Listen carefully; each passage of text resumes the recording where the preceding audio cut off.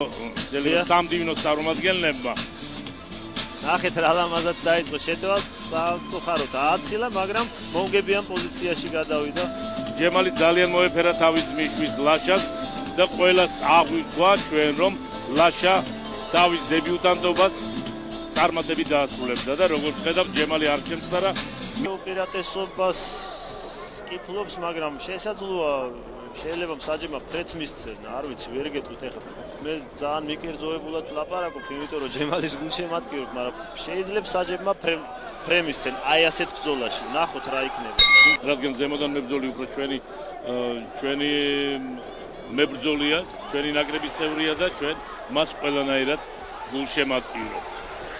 აი ახლა სომეხმა სპორტსმენმა მე მგონი კისრის აღებას ცდილობს, ჯემალის კისრის აღება უნდა, აი სხვა რაკურსიდან თუ განახებენ უკეთესი იქნება, მაგრამ აი დიახ, მაგას ცდილობს, მაგრამ უშედეგოდ, საბედნიეროდ უშედეგოდ. აი ახლა დარტყმების სერია სწორია. აი ახლა წამოიწყო ჯემალი კვლავ შეტევა, მაგრამ კარგად უმოჭავს ხელებს სომეხის სპორტსმენი.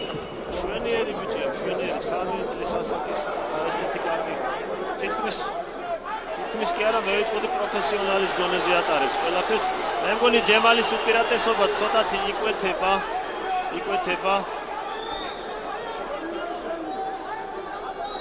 აი ამას ხდება გაგი ხატიანი, რა თქმა უნდა ხდება იმას, რომ მისი მეტოქის უპირატესობა იკვეთება და აი ამ დარჩენილ ერთულში მან რაღაც უნდა მოახდინოს.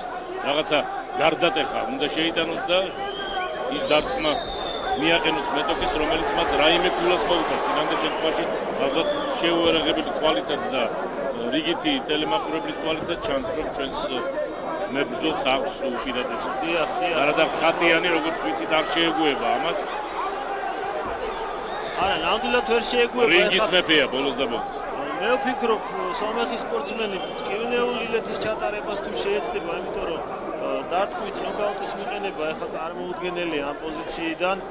ვფიქრობ, ტკივნეულზე უფრო იმუშავებს, მაგრამ დაღლილი, იმიტომ რომ ჯემალის ენერგიის პატრონი რო შეგიტევს, რო არ დაიღალო წარმოუდგენელი არის.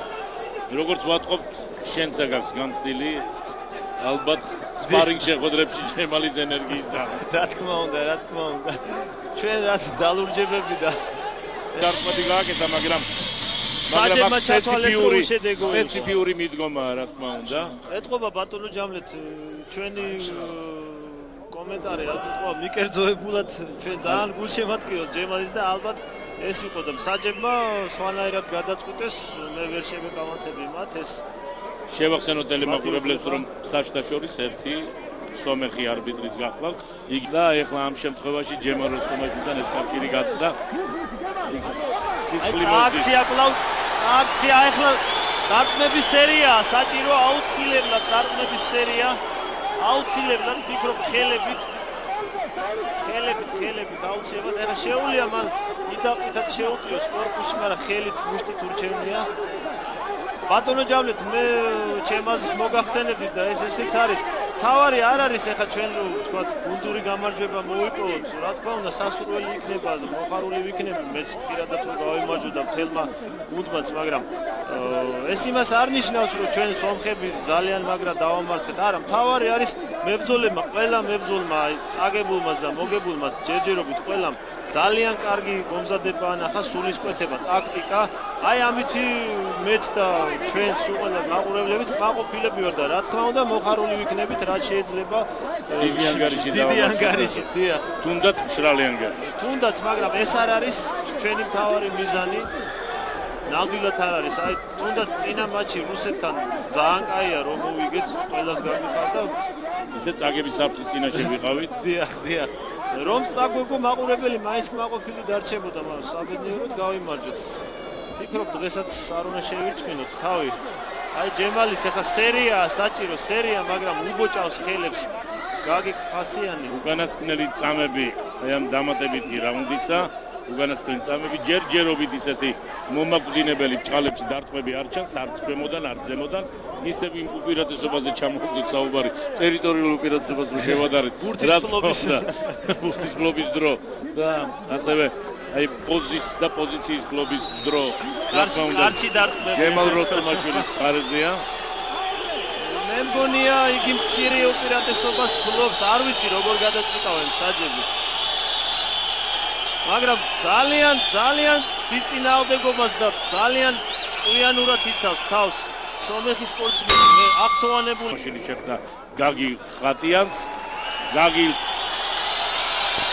ხატიანს და ასევე ჯემალ როსტომაშვილის მაყურებელი თაშით მიესალმება. რა თქმა უნდა ასეთი ობიექტური გულშემატკივრობა ძალზე მისაღებია, მოსაწონია და მაყურებელი არ უკარგავს არაფერს კარგს, არც ერთ და არც მეორე მებრძოლს.